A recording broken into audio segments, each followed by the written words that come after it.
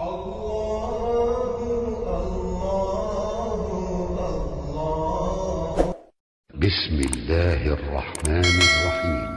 ఖుద్దూస్ 4 అల్ ఖుద్దూస్ అల్లాహ్ పరమ పవిత్రుడు గనుకనే అల్ ఖుద్దూస్ అని పిలువబడుతున్నాడు.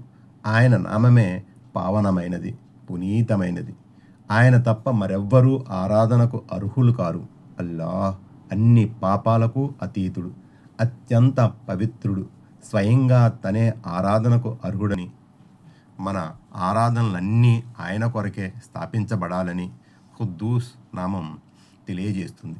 ఒక మానవుడికి పవిత్రతను ఆపాదించి మనం పొరపాటు చేస్తున్నాము. ఇది ఎంతో విపరీతమైన పోకడ.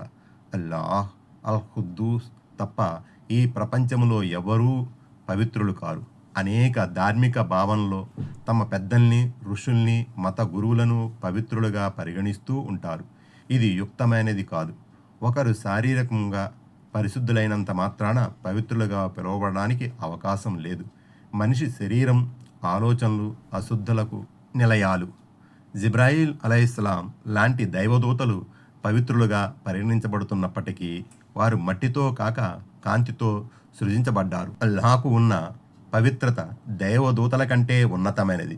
అల్లాహ్ ఆరాధన నిలయాలైన మస్జిదులు కూడా పవిత్రతకు మారుపేర్లు. అల్లాహను ఆరాధించే స్థలం కాబట్టే మసీదులను చాలా పరిశుభ్రంగా ఉంచుతాం.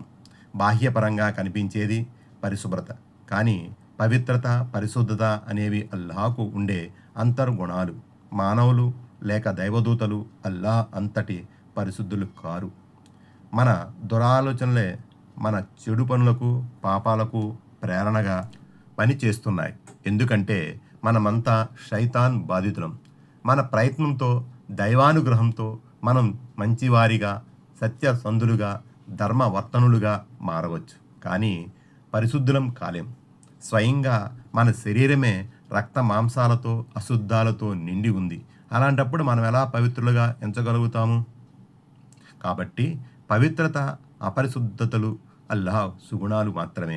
సకల ప్రయత్నాలతో మనం శారీరకంగా శుద్ధులమై, సత్శీరులమై, సత్ప్రవర్తనతో నిజమైన ముస్లింలుగా మారాలి. నమాజు ఆచరించేందుకు మనం వుజూ చేస్తాం.